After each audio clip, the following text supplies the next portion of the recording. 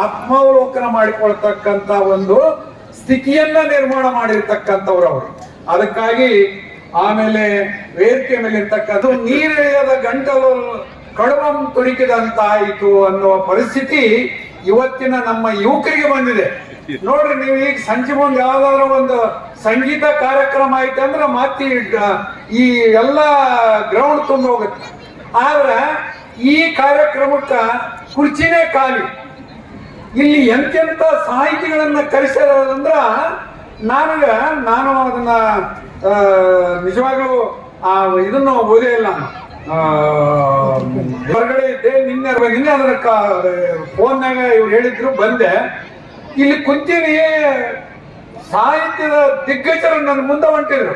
ಇದೇನಪ್ಪ ಇವ್ರು ಇಲ್ಲಿ ಅಂತೇಳಿ ಅವ್ರ ಹೆಸರು ಹಿಡಿದು ಕೂಗ್ತಕ್ಕಂತ ಒಂದು ಪರಿಸ್ಥಿತಿ ನಿರ್ಮಾಣ ಆಯ್ತು ಹನುಮಂತಯ್ಯನವರಿಗೆ, ಸಿದ್ದರಾಮಯ್ಯನವರಿಗೆ. ಅಂದ್ರೆ ಇವತ್ತು ಸಾಹಿತ್ಯದ ಮೇರು ಜಗತ್ತಿನಲ್ಲಿ ಅವರು ಕಾಣಿಸಿಕೊಂಡಂತ ವ್ಯಕ್ತಿಗಳನ್ನ ಇಂಥ ನಮ್ಮ ಗ್ರಾಮಕ್ಕೆ ಕರೆಸಿ ಇವತ್ತು ಏನು ನಮಗೆ ಪಾಠವನ್ನ ಮಾಡಿದ್ದೀರಿ, ನಿಜವಾಗಲೂ ಈ ಸಂಯೋಜಕರಿಗೆ ನಾವು ಮೊದಲು ಅಭಿನಂದನೆಗಳನ್ನ ಸಲ್ಲಿಸ್ತೀವಿ. ಯಾಕೆಂದ್ರೆ ಇವ್ರು ನೀವು ಎಷ್ಟು ಹುಡುಕಾಡಿದ್ರೆ ಸಿಗಲಾರದಂತ ವ್ಯಕ್ತಿಗಳು. ನಮ್ಮ ತಾಲೂಕಿಗೆ ಹಿಂದೆ ನನ್ನದೇ ಹುಟ್ಟು ಹಬ್ಬಕ್ಕೆ ಬಂದಿದ್ರು SD ಸಿದ್ದರಾಮಯ್ಯನವರು. ಆ ರೀತಿ ಹನುಮಂತಯ್ಯನವರು ಬಂದಿಲ್ಲ ಇಲ್ಲಿ ನಮ್ಮ ತಾಲೂಕಿಗೆ, ನಮ್ಮ ಜಿಲ್ಲಾಕ್ ಬಂದಾರ. ಆದ್ರೆ ಇವತ್ತು ಅಂತ ವ್ಯಕ್ತಿಗಳ ಮಾತುಗಳನ್ನ ಕೇಳಲಿಕ್ಕೆ ನಾವ್ಯಾರು ಕೂಡ ಬರ್ಲಿಲ್ಲ ಅಂದ್ರ ಅದು ಒಂದು ಬಹಳ ನೋವಿನ ಸಂಗತಿ ಅನ್ನುವ ಮಾತನ್ನ ಹೇಳುವುದರ ಜೊತೆಗೆ, ಸಾಹಿತ್ಯ ಅಂದ್ರೆ ಸಮಾಜವನ್ನ ಸುಧಾರಣೆ ಮಾಡ್ತಕ್ಕಂತ ಒಂದು ಭಾಗ. ಇವತ್ತು ಕವಿತೆಯಿಂದ ಆಗ್ಬಹುದು, ವಚನಗಳಿಂದ ಆಗ್ಬಹುದು, ಮತ್ತೆ ಕಾದಂಬರಿಯಿಂದ ಆಗ್ಬಹುದು, ಇನ್ನಿತರ ಮೂಲಗಳಿಂದ ನಮ್ಮ ಈ ಸಮಾಜವನ್ನ ಸರಿದಾರಿಗೆ ತರ್ತಕ್ಕಂತ ಒಂದು ವ್ಯವಸ್ಥೆ ಅಂತ ನಾವೆಲ್ಲರೂ ತಿಳ್ಕೊಳ್ಬೇಕು.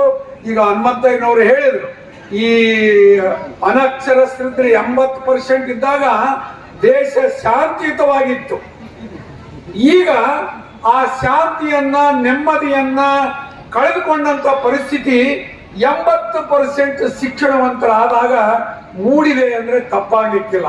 ಯಾಕಂದ್ರೆ ದೇಶದಾಗ ನೋಡ್ರಿ, ನೀವು ದೇಶದಾಗ ನೋಡ್ರಿ, ಜಗತ್ತಿನ ನೋಡ್ರಿ, ಎಲ್ಲಾದ್ರೂ ಅವಘಡಗಳು, ಅದು ಇದು ಸುಲಿಗೆ ಎಲ್ಲ ನಡೀತಕ್ಕಂತ ಇವತ್ತು ಆ ಕೆಲಸಗಳು ಆಗ್ತವೆ. ಮಾನವೀಯ ಮೌಲ್ಯಗಳು ಮಾಯ ಆಗ್ತವೆ. ನೋಡಿ, ನಿನ್ನಿನ ಒಂದು ಮಾಧ್ಯಮದಲ್ಲಿ ನೋಡಿದ್ವಿ, ಒಂದು ಮನೆಯಲ್ಲಿ ಇಬ್ಬರೇ ಗಂಡ ಹೆಂಡತಿ ಇರ್ತಾರ.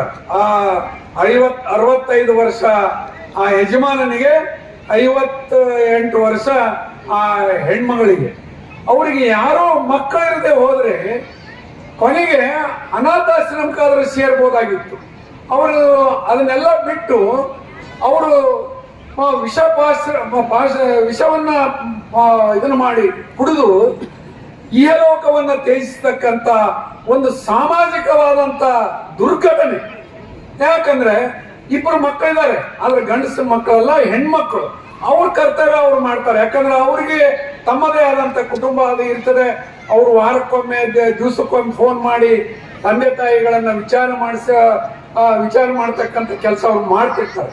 ಆದ್ರೆ ಅನೇಕ ಜನ ನಮ್ಮ ಯುವಕರು ತಂದೆ ತಾಯಿನ ಸೇರೋದೇ ಇಲ್ಲ ಅಂತ ಒಂದು ಪರಿಸ್ಥಿತಿ. ಮತ್ತು ತಂದೆ ತಾಯಿನ ಕೊಲೆ ಮಾಡಿದಂತ ಮಕ್ಕಳು ನಮ್ಮ ಸಮಾಜದಲ್ಲಿ ಇರ್ತಕ್ಕಂಥದ್ದು. ಇವೆಲ್ಲವನ್ನ ಹೋಗಲಾಡಿಸ್ಲಿಕ್ಕೆ ಸಾಹಿತ್ಯ ಬೇಕು. ಅದಕ್ಕಾಗಿ ನಮ್ಮ ಗ್ರಾಮೀಣ ಪ್ರದೇಶದಲ್ಲಿ ಅನೇಕ ಘಟನೆಗಳು ಆಗ್ತವೆ. ಅದಕ್ಕಾಗಿ ತಾವೆಲ್ಲ ಇನ್ನ ಮುಂದೆ ಗೋಷ್ಠಿಗಳು ಬರ್ತಾವ. ವಿಶೇಷವಾದ ಗೋಷ್ಠಿಗಳಲ್ಲಿ ವಿಷಯವಾರು ಮಾತುಗಳನ್ನ ಅನೇಕ ತಜ್ಞರು, ಹಿರಿಯರು, ಸಾಹಿತಿಗಳು ಮಾತನಾಡ್ತಾರೆ. ಆದ್ದರಿಂದ ಇನ್ನ ಹೆಚ್ಚು ಜನ ಶಿಕ್ಷಕರು ಬರ್ತಾರಂತ ನಾನು ನಿರೀಕ್ಷಣೆ ಮಾಡಿದ್ದೆ. ಯಾಕಂದ್ರೆ ಇವತ್ತು ಸೂಟಿ ಐತೆ, ಮತ್ತೆ ಸೂಟಿ ಕೊಟ್ಟೋರಿಲ್ಲ ಗೊತ್ತಿಲ್ಲ, ಆದ್ರೆ ಸೂಟಿ ಕೊಡಬೇಕಾಗಿತ್ತು. ಅವನಿಗೆ ನಾಳೆಗಾದ್ರೂ ಅವರು ಬರಲಿ. ಯಾಕಂದ್ರೆ ಇವತ್ತು ಸಮಾಜವನ್ನ ಕಟ್ಟತಕ್ಕಂತ ಬಹುದೊಡ್ಡ ಜವಾಬ್ದಾರಿ ಯಾರಿಗಾದ್ರೂ ಇದ್ರೆ ಅದು ಪ್ರಾಥಮಿಕ ಶಾಲಾ ಶಿಕ್ಷಕರಿಗೆ ಅನ್ನೋದನ್ನ ತಾವ್ಯಾರು ಕೂಡ ಮರಿಬಾರದು. ಅದು ಕರ್ತವ್ಯ ಅಲ್ಲದು, ಅದು ನೀವು ಸಂಬಳಕ್ಕಾಗಿ ಮಾಡ್ತಕ್ಕಂಥ ಕೆಲಸ ಅಲ್ಲ. ಅದು ಈ ದೇಶಕ್ಕಾಗಿ ಮಾಡತಕ್ಕಂತ ಒಂದು ಉಪಕಾರ ಅಂತ ತಿಳ್ಕೋಬೇಕು. ಯಾಕಂದ್ರೆ ನೀವು ಫೌಂಡೇಶನ್ ಸರಿ ಇಲ್ಲದೆ ಹೋದ್ರೆ ಸಮಾಜ ಸರಿ ಆಗೋದಿಲ್ಲ. ಅದಕ್ಕಾಗಿ ನಾನು ಅನೇಕ ಬಾರಿ ಈ ವಿಷಯವನ್ನ ಗುರುಗಳಿಗೆ ನಾನು ವಿನಂತಿ ಮಾಡಿಕೊಂಡಿರ್ತೇನೆ. ಆ ಹಿನ್ನೆಲೆಯಲ್ಲಿ ಇವತ್ತು ಶೇಖರಗೌಡರು ಎಲ್ಲ ನಿರಂತರ ಸುದ್ದಿ ಹಾಗೂ ಮಾಹಿತಿಗಾಗಿ ನಮ್ಮ ಚಾನಲ್ ಲೈಕ್ ಮಾಡಿ ಮತ್ತು ಸಬ್ಸ್ಕ್ರೈಬ್ ಮಾಡಿ.